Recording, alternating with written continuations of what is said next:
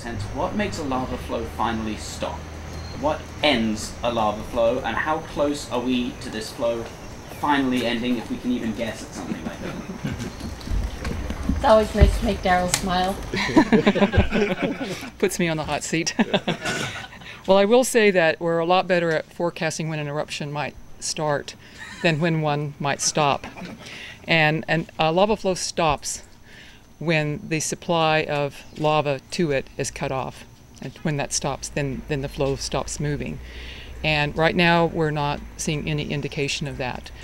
We were able to get what we call a VLF measurement yesterday. That's what we use to measure how much lava is traveling through the lava tube. The conditions were finally, we had the right conditions yesterday. You have to have a certain set of conditions all in order to make those measurements. And so they did determine that the amount of lava that was going through the tube system was about as low as we've seen in this current event. But that was also still during the deflation part of the DI cycle. And so now that it's turned around, we would expect to see that amount of lava in the tube to come back up and then translate into possibly more activity downslope. So could this possibly continue all the way to the sea? I mean, there's no way of knowing, right? There's really no way of knowing, but yes, it is possible that the flow could continue and cross Pahoa Village Road 130 and continue onto the sea. That's unknown at this time, but it is a possibility, but we can't give you the probability of that. So typically when the volcano's under inflation, and that slinky effect kind of gets to the front, what kind of volume is at the front of the flow? Oh, you mean when during the inflation, how much more volume comes down through the tube? Yes. It varies. Yeah, it varies, and there's really no way to say what that might be. We make measurements, and after we make the measurements, then we can tell you what happened. Over the course of the last period of time, has there been, from an inflation to deflation, sort of like a middle ground, or has it just been very sporadic? It's really difficult to assess and to answer, because we have many DI events throughout the course of this eruption. So how do they?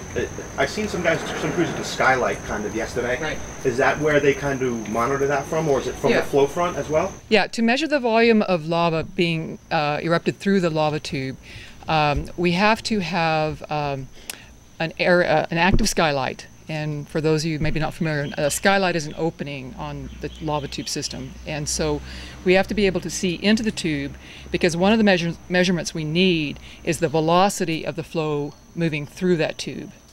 And then we also have to be able, we use this very low frequency, this VLF signal, to get the cross-sectional area of the lava in that tube. And then you do the math. So you have that cross-sectional area, you know how fast it is, and then you can calculate the volume. And so in past weeks, there's been a skylight, but it didn't match up with the VLF line, and so they were able to put in a new VLF line, so we now have, or they were able to get that measurement. Are those the markers that I've seen them putting out in the field just? Yes, because you take measurements along that line as you traverse across the tube. How can you, this is to Janet, how can you predict when an eruption is going to happen, and why can't you predict when the lava is going to end? I mean, what is it that you're learning about here that is enough to give you the information you need to predict the one thing, and what is it that you don't have here? Yeah. Well, to predict when an eruption might start, there's signals, there's deformation of the volcano, inflation. I mean, there's inflation, deflation on one scale, but there's also a bigger picture of inflation. So if magma is moving into a reservoir within a volcano, the volcano will inflate. And we can measure that through a variety of means. We use electronic tilt measurements, we can use satellite imagery, we can use GPS data, so we can see when the volcano is inflating. And then if magma, say, were to be moving down the east rift zone and likely to erupt somewhere along that east rift zone, you can track the movement of that magma through seismicity. And so those are the signals. So we have a variety of instruments that we use. We have a very extensive network of instruments on the volcano, over 200 instruments around, to look for these deformation changes, seismicity. We also can use gas emissions. So that helps us know when a volcano is likely to erupt. Once it's erupting, it's a lot harder to tell when that supply may cut off. I mean, if there is a deflation event and it keeps deflating and it doesn't turn around, then we might start watching and wonder what's up. But As a follow-up to that, Janet, essentially the deflation it had entered into the deflation zone based on what Frank was saying at Thursday night's meeting, had been already for a couple of days from Thursday night. You're saying as of yesterday it entered into an inflation state. right, yesterday afternoon around sometime around 4 o'clock yesterday afternoon, it turned around to inflation. So basically, there's no way to know what kind of a supply there is. Right. Right, because you have the ultimate source of all this magma is from the Hawaiian hotspot that's feeding up to the reservoir within Kilauea, and so what's being supplied to that, it's very hard to know what that supply is. And Jenna, I know you've been over this before, but as far as how long this could last, year, 2 years, decades, right? Well, exactly. I mean, this lava flow is just one lava flow among many that have been erupted in the past 31 plus years. And so whether this will be just an event that happens and then it ends, or if this is the beginning of a new reality, it's very hard to say at this point. How many have happened in the last 31 years?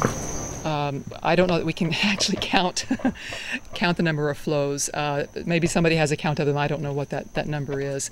But I know if you've been down the Channing Craters Road and you've apologize, I'm messing up somebody's microphone.